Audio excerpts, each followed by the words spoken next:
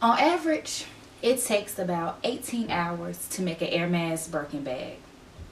On the other hand, it only takes about 48 minutes to make your average Michael Kors bag. The wait list for a Birkin bag is close to 5 to 6 years, and they are custom made for the owner of the bag. Meanwhile, you can go to TJ Maxx, Ross, Macy's, and get a Michael Kors bag whenever you want. This post or this video isn't about pocketbooks. I'm not a fashion expert. It is about our mind frame or our mindset when it comes to the things that we want. A lot of the times we expect a Birkin bag type blessing in a Michael Kors time frame. And it all boils down to having patience and the discernment to know that it's what is for you will be there when it's for you. It may take 5 months. It may take 5 years for you to get where you need to be. This past week, I've been doing a lot of reflection over my post-collegiate life. I always made the mistake of living life on a time frame. At this age, I was going to have this. By this age, I was going to have this particular thing. But after I had my daughter, that time frame went out the window. My plans of graduating college in 2013 shifted to me graduating college a year later. It shifted from me initially going to college and wanting to be a doctor to me not really knowing what I actually wanted to do upon graduation from college. So after my plan got thrown out of the window, I kept realigning and redoing my timeline. Okay, so I did get my college degree in 2013. I got it in the fall of 2014. I want to go to law school. And I knew it wasn't time for me to go to law school. In my heart of hearts, and even to a certain degree in my common sense, I knew it wasn't time for me to go to law school. But I was living on a timeline of I have to have this law degree before I turn 28. And I rushed it. When I took the LSAT, I did make the score that I wanted to make. And I said, okay, I can wait. I can go take the LSAT again. And I can teach for another year and then use this time to take the LSAT again and hopefully do better. But no, I started getting offers in the mail from different law schools all over the place. But instead of waiting and sticking to the plan, I still had this time frame mindset of I have to do it now. So I ended up going to law school over 600 miles away from home, and I knew my first day there that it wasn't time for me to go to law school, that me moving clear across the country, it wasn't time for me to do that yet. I stepped out before God had ordered my steps for me to go there. So I ended up dropping out of law school. And I ended up coming back to the profession of teaching. And this is where, once I spoke to God, once I stilled myself a little bit, once I let his voice talk for once instead of letting my ego talk for once, I realized that education is where I'm supposed to be at.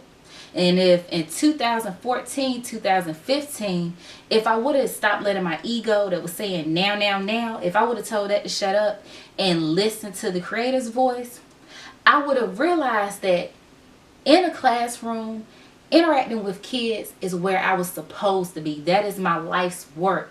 That is where I'm most at ease at, is when I'm working with kids, when I'm educating the youth, especially minority youth. So I came back to the profession of teaching. I said, you know what, this is good. I like being in the classroom. It's not perfect, but no job is perfect. But things over the last year, they have been difficult. And I've had some challenges that I've faced personally and professionally. And slowly but surely, that little now voice started back whispering in my ear. And it was telling me, you need to move. Because a large part of the reason that I came back to North Carolina was I thought it was something here for me. I thought it was a someone here for me. I thought my husband was in North Carolina. And now that I've been here, I realized that ain't here for me. It hasn't materialized yet. So it was this voice on me, now. You need to make a move, now. So I ended up applying to jobs outside of the area. And I started getting calls for interviews, and I'm not talking about local, I'm talking about way outside of this area. And on one side, I had that ego talking, now. It's more money. It's a more metropolitan, cosmopolitan area. You need to go now. But after talking with the creator and after consulting with some family and some close friends, I decided to still myself again and allow the creator to order my steps. I keep having to pull myself back in and stop allowing myself to get caught up in this Michael Kors time frame when God is trying to prepare a Birkin bag type blessing for me. So I decided, I said, you know what? Let me slow down. If I don't like where I live at, if I don't like my apartment, it's plenty of apartments here. It's plenty of houses here. I can rearrange things without throwing everything away. And as I was reflecting this week, I realized I have ruined some things that could have been potential Birkin bag blessings for me because I wanted it in a Michael Kors time frame. I wanted it now. I was moving so far ahead of God's plan for me. He hadn't even laid the steps yet. He hadn't even ordered my steps yet. But I allowed my ego to take over because I wanted it right then. I wanted it how I wanted it. So I was pushy. If you are following the plan that is for you, I guarantee you that the blessings that are for you, they'll be there when you get there. Everything will be laid down. Everything will go smoothly. Yeah, it will be some hiccups in the road. But instead of it being the bridge isn't done yet, it might just be a pothole in the bridge that's going to slow you down a little bit. Not completely change your course. So I said all of this to say this. When you hear that ego in your ear saying now, you got to do it right now. You got to do these things to prove yourself worthy of this man right now. You got to ask this man where y'all going right now. You got to ask this job for this raise right now. You got to move out of state right now. You got to buy this car right now.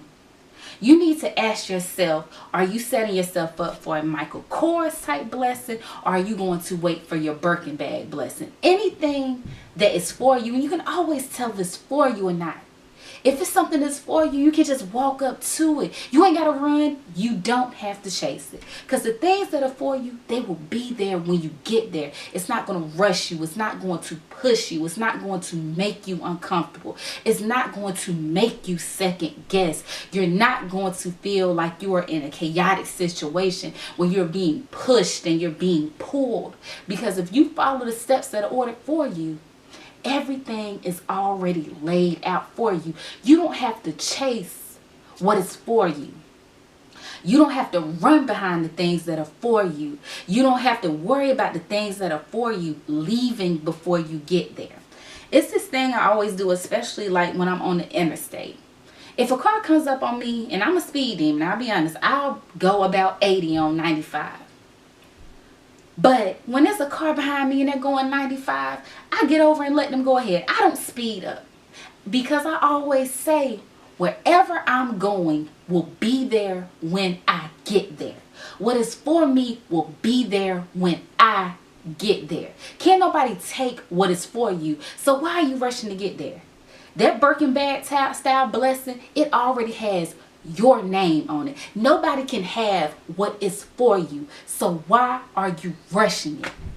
And that's it. Have a great weekend.